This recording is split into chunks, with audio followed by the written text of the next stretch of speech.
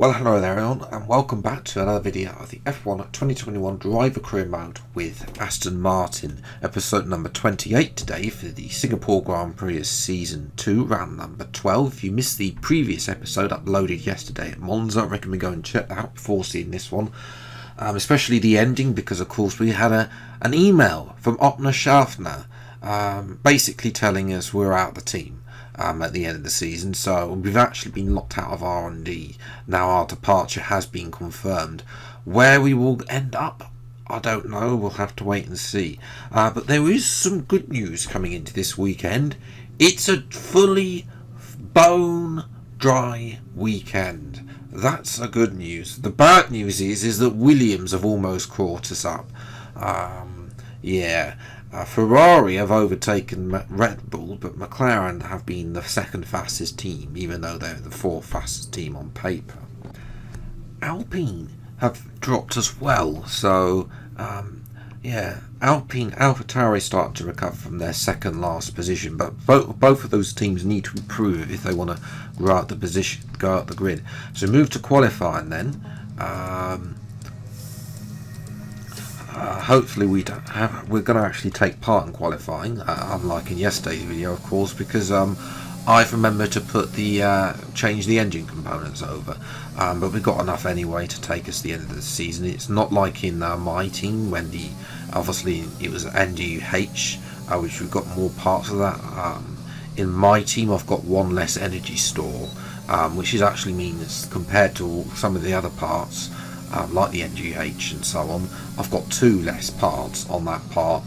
So yes, but anyway, talking about the lap, we're 10th and a half up for the first sector. First sector is where I'm good against the AI.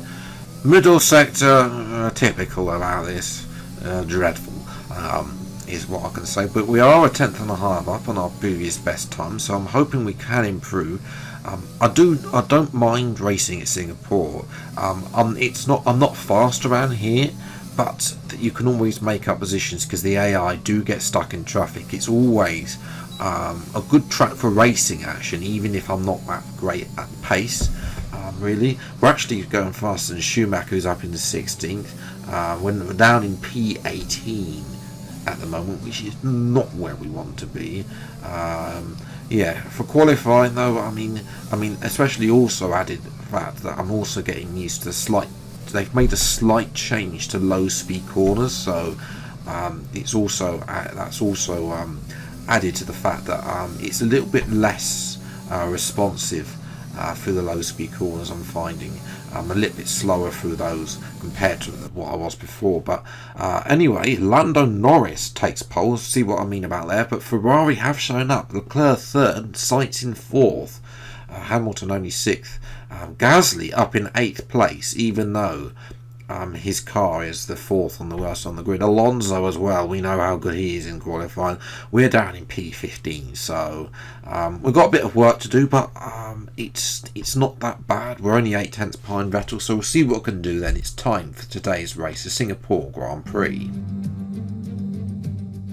Here we go then, it's Formula 1 in Marina Bay once again, and welcome to all of you at home who join us today for this fascinating race around the baking hot, horribly humid, but very beautiful streets of Singapore.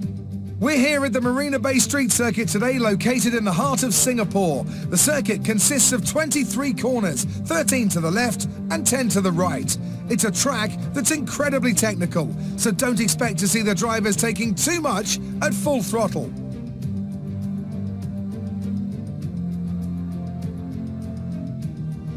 Anthony Davidson, a very warm welcome to you as you join me in the commentary box for today's event. Now, let's talk about Sergio Perez. That was a great win in the last race. Can they keep that momentum going this weekend? There are never any guarantees in this business, but certainly the performance last time out would have boosted their confidence coming into this one.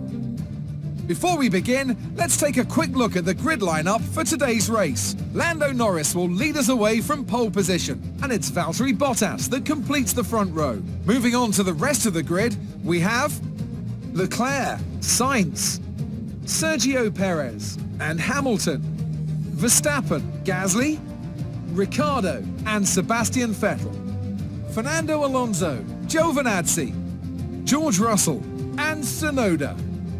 and Aston Martin, Ocon, Mick Schumacher and Nicholas Latifi, Joe and Nikita Mazepin. And with preparations almost complete, let's head down to the track. We're still in with a chance of winning the title. We need you to push as hard as you can in the 5 remaining races.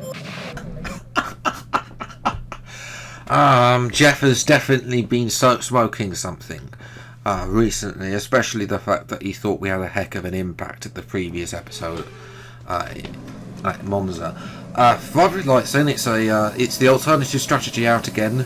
Mediums to softs, 5 red lights to the Singapore Grand Prix, lights out and away we go, and it's a poor start compared to Ocon, who's got the jump on us, but we're going to switch the inside, dive down the inside of a couple of cars, taking a bit of the curbing there. Our teammate Vettel, we're going to go up the inside of turn 2, Sonoda, and I think that's Giovinazzi, no, it's Russell, excuse me, in the Williams. We're going to dive down the inside of Russell now. I think Gasly is holding it, starting to hold everybody up. We'll take a look at the front of this queue in a minute. Down, and lovely quick fire moves though on both Sonoda, and Schumacher actually follows me through on both. Russell tries to follow me on Sonoda as well. Next up is Giovinazzi, who qualified ahead of Russell. Giovinazzi starting to match Russell. That team is actually quite a good lineup. Hopefully they can take it in to the top. But yes, here is this little train starting to form behind Pierre Gasly, who's ahead of Max Verstappen and Lewis Hamilton as well. So Gasly doing a great job up in his usual P6 that he does in real life. Back to our POV though, we've caught up to our teammate Vettel. Seb hasn't had a great season. I think he needs a new team, but ultimately, because of his age, I think he may or may not retire at the end of the season. We'll have to wait and see what happens with that. Jump to lap 5 now, and there's a load of people coming into the pits. We're going to try and jump as many people as possible, but the safety car is being deployed just because of people coming into the pits. That's literally the only thing I could think of that could be it. So we have to obviously do a lap under with the Delta, unfortunately, which is still broken on this game.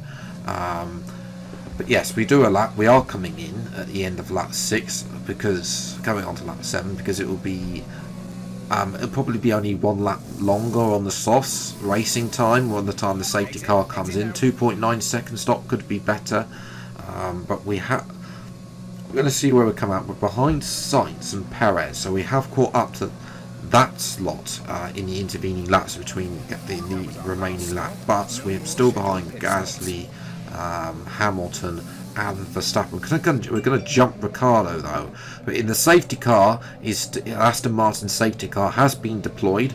Giovinazzi is the race leader ahead of Sonoda, who remembers on those medium tyres. Both Williams are yet to stop, and I think also both Haas cars and one of the Alfa Romeos both yet to stop, going a bit longer in this race. As we're now going to try and get, obviously they're going to be slow though, we're going to have a lovely little move round the outside of Verstappen. Can we get Sainz as well round the outside to turn 2?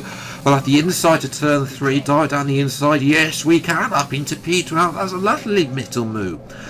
Firstly, not to drive down around the outside of Verstappen, who's caught lapping on the restart there, and then to get the inside for the next corner on Sainz, move up in another position, as of course all of these cars at the front are going to be done. Next up, Lewis Hamilton, he's fallen asleep as well behind Perez, and we're going to get in front of the well, he's an 8-time world champion in this career mode of ours, having won, he's the reigning world champion.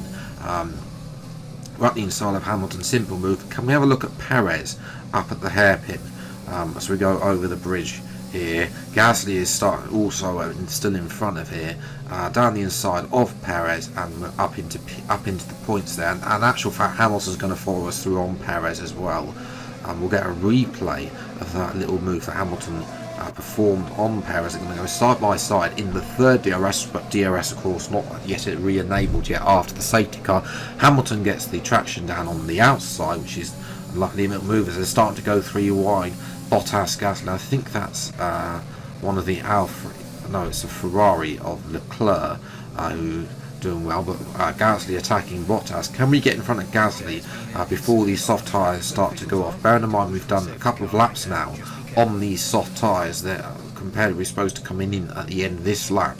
And only doing 6 laps, so we've done more laps on them. They will all survive. There's no threat of a puncture, but I mean, it's the fact that will they drop off in pace. You can see here a little bit of understeer starting to creep in there, maybe.